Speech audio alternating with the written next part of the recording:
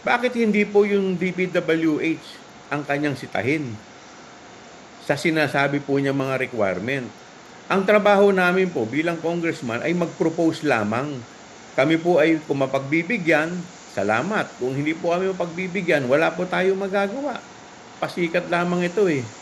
'Di ba? Naghahanap lang ng content sa kanyang vlog. Hindi pa tapos sa kanyang eleksyon.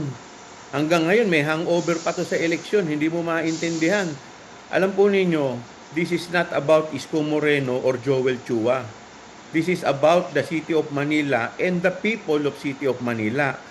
Dapat po kami, ang local government at ang national government ay nagtutulungan para nag-iisip po ng mga makabuluhang proyekto.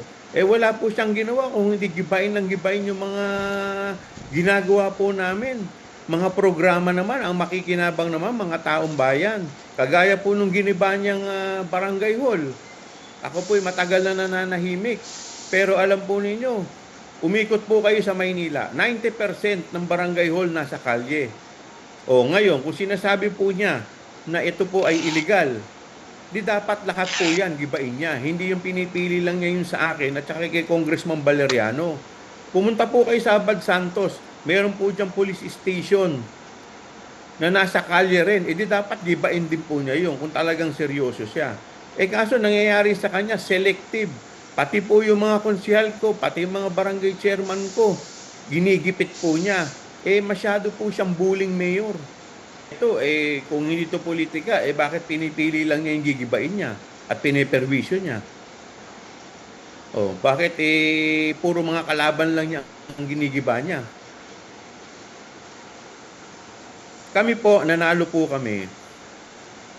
Pag ikaw po ay nanalo, ako po kasi naniniwala na ako po ay representante, hindi lang ng mga bumoto sa akin. Representante po ako ng lahat ng mga tao sa 3rd District ng lungsod ng Maynila. Kaya dapat po lahat yung pinagsisilbihan ko. Hindi po yun namimili lamang ako. Kahit po mga kalabang ko sa politika, mga hindi po sa akin tumulong, pagka lumapit po sa akin, lahat po yan tinutulungan natin. At lahat po yan, binibigyan din natin ng atensyon. Kaya ako po, sa totoo lang, tapos na yung politika sa akin eh. Kaya kung mapapansin po ninyo, 2 buwan, lahat ng atake niya sa akin, hindi po ako nagsasalita. Nung nagsona po, ako pa po mismo ang lumapit sa kanya para batiin ko po siya.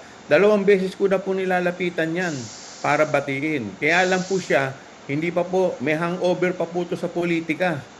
Kaya po hanggang ngayon kinokopya pa niya yung dating Pangulo, pamura-mura pa. O ngayon, ito po tanong ko. Kung kami po kaya ay magkakampi, ganyan din po kaya ang gagawin niya?